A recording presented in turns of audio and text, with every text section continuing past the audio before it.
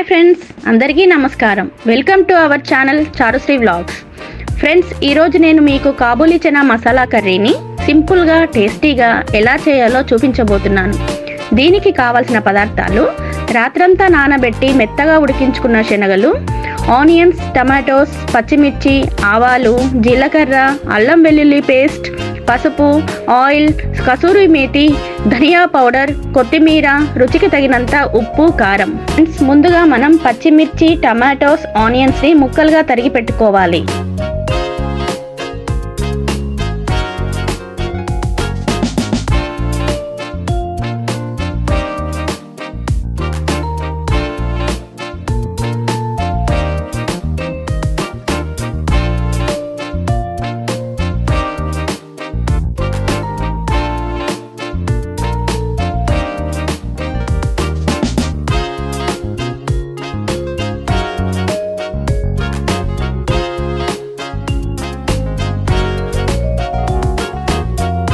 Cut చేసుకున్న tomatoes, onions ని mixie జార్లోకి తీసుకుని సపరేట్గా పేస్ట్ చేసి పెట్టుకోవాలి.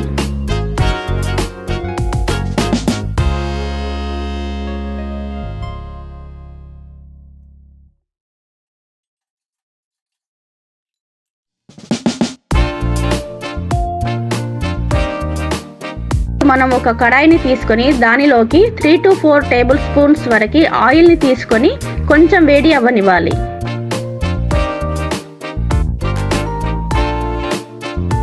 వేడి అయిన ఆయిల్లో ఆవాలు, జీలకర్ర వేసి కొంచెం వేగనివ్వాలి.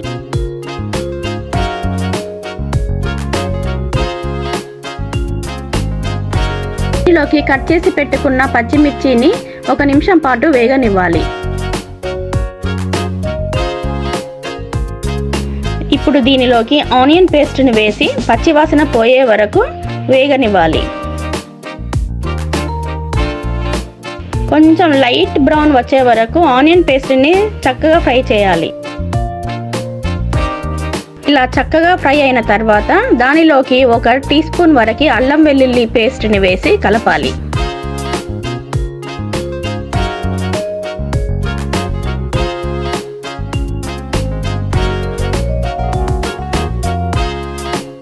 కరివేపాకు, పసుపును కూడా వేసి కలపాలి.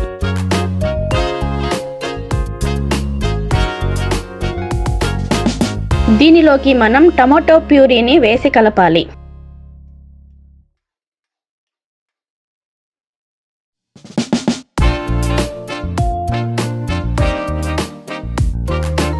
దీనిలోకి రుచికి సరిపడినంత కారం, ఉప్పు వేసి కలపాలి.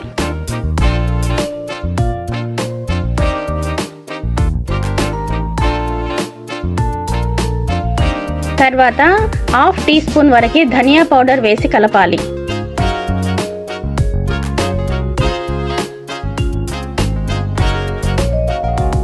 1 టీ స్పూన్ వరకు కసూరి మేతిని ఇలా నలిపి వేయాలి. ఇదేనండి మన కర్రీకి మంచి సువాసననిచ్చేది.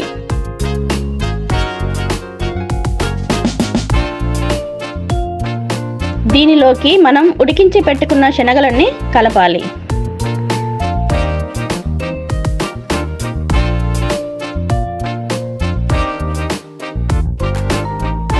మూడు నుంచి 4 నిమిషాల వరకు కలుపుతూనే ఉండాలి. అంతా శనగలకి పట్టేలాగా కలపాలి.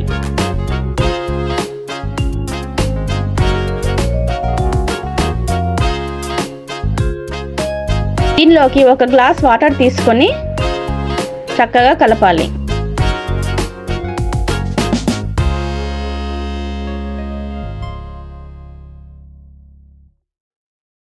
ఇప్పుడు మనం కడాయి పైన మూత పెట్టి ఉడికించుకోవాలి.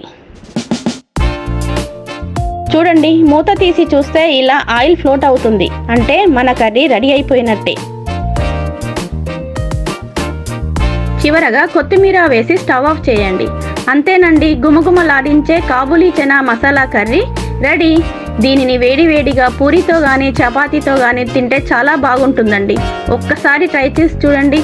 Thanks for watching.